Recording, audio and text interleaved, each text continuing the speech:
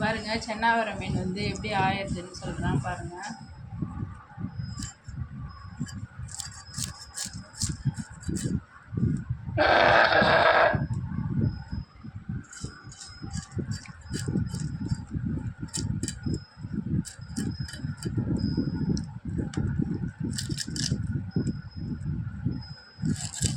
இந்த மாதிரி 2 பக்கமும் ஃபஸ்ட்டு இந்த மீனோட செவில் எடுத்துகிட்டு இப்படின்னாலே வந்துடும்.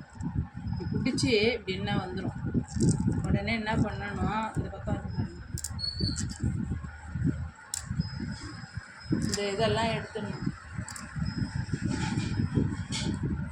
எடுத்துட்டு இந்த பக்கம் இருக்கிற இந்த முள் பெறாலில் இந்த பக்கம் இருக்கிற முள் மாரி இருக்கிறாங்க அது எல்லாத்தையும் எடுத்துகிட்டு வாழை லாஸ்ட்டாக தான் அறியணும். நம்ம பெறால் எடுக்கிறதுக்கு இந்த வாழை பிடிச்சிக்கின்னு இந்த தலையை பிடிச்சின்னு எடுத்தால் தான் பெறால் ஈஸியாக வரணும். இல்லைன்னா வழுகின்னு போகும்.